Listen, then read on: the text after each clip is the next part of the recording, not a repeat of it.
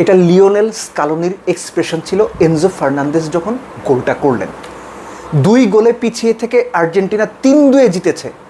ঠিক এই মুহূর্তে এরকম কোনো ট্র্যাক রেকর্ড আমার মনে পড়ছে না, বিশ্বকাপের নকআউটে তো অবশ্যই না।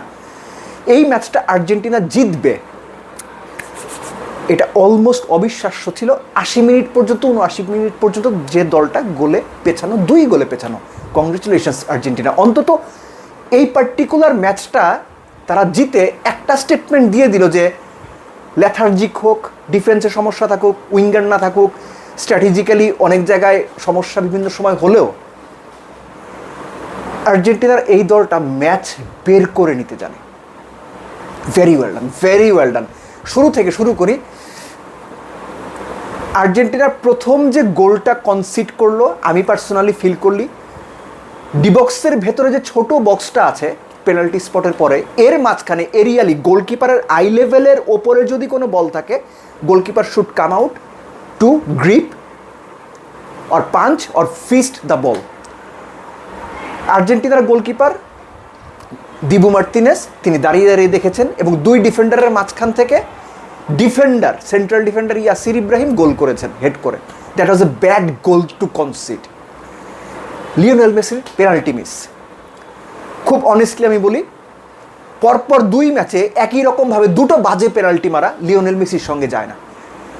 এবং গোলকিপার লিওনেল মেসির এই 2টো পেনাল্টিকে বাজে পেনাল্টি আমি কেন বলছি?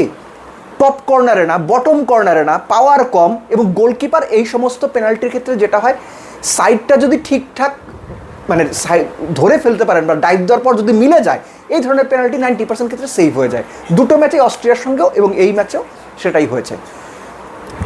সেকেন্ড যে গোলটা আপনার ইজিপ্টের, দ্যাট ওয়াজ ফ্যান্টাস্টিক ব্রেক। কেননা ওই গোলটা যখন হলো তখন ইজিপ্ট পুরোপুরি শেলে ঢুকে গেছে। তারা 8 জন 9 জন নিয়ে ডিফেন্ড করছে এবং অ্যাকসেপ্টেবলি তারা ওইটাই করতে চেয়েছিল যে আর্জেন্টিনা ওপরে উঠে আসবে, তারা কাউন্টার করবে কিংবা ট্রানজিশনে অ্যাটাক করবে।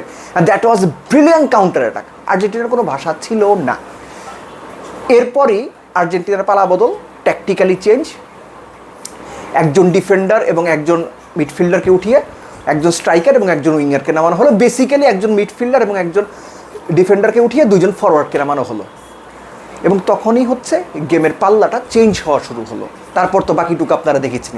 এবং এর সঙ্গে অ্যাড করি যে আর্জেন্টিনার রোমেরোর যে প্রথম গোলটা, লাস্ট ম্যাচেও কিন্তু 2 ডিফেন্ডারের গোলে জিতেছে। রোমেরোর গোলটা যদিও ওন গোল ছিল।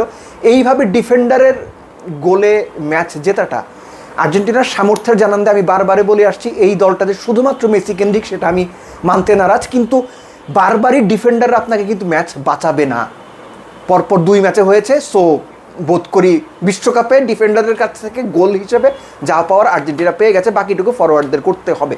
এবং সেকেন্ডলি লিওনেল মেসির গোল, খুব অল্প একটু স্পেস ছিল হিট করার মতো বা শ্যুট করার মতো, স্পেস পেয়েছেন, শ্যুট করেছেন, হয়ে গেছে। এবং এনজো ফার্নান্দেসের যে গোলটা, that was a brilliant counter attack.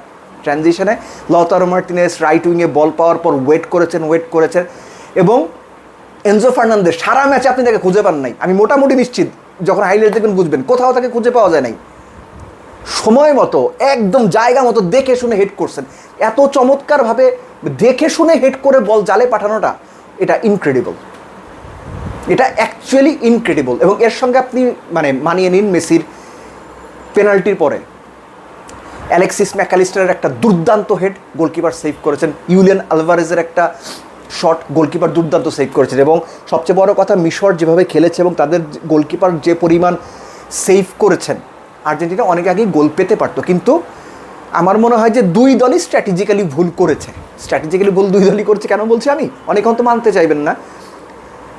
যতক্ষণ পর্যন্ত মিশর লিডে ছিল, 2 গোলের লিডে ছিল, তারা অতিমাত্রায় ডিফেন্সিভ হয়ে গিয়েছিল।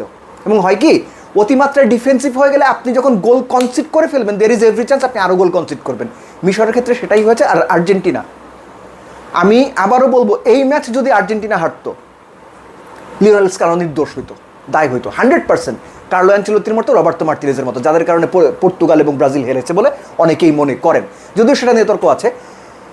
আপনি এমন একটা একাদশ সাজালেন যেখানে কোনো উইঙ্গার নাই।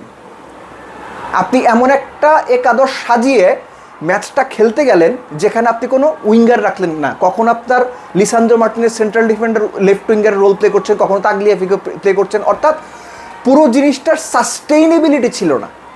সো এই একাদশ রেজাল্ট পেয়েছে, সব কিছু ঠিক আছে, মিশরের সঙ্গে আপনি পার পেয়ে গিয়েছেন, কিন্তু এই পারটা কতবার আপনি পাবেন? ব্রাঙ্কো, লোসোলসো, নিকোপাস, যারা অপোনেন্ট ডিফেন্সে কেওস তৈরি করতে পারে, ওই যে আমার বাসার আশপাশে প্রচণ্ড বাঁশি বাজছে এবং এখনও পর্যন্ত আপনার লোকজনের মধ্যে সেই উন্মাদনাটা রয়েছে, এনিওয়েজ থাকারই কথা, যে আপনি নিকোপাসকে খেলাচ্ছেন না, ব্রাঙ্কোকে খেলাচ্ছেন না, লোসোলসোকে খেলাচ্ছেন না, তো সব মিলে আসলে স্ট্র্যাটেজি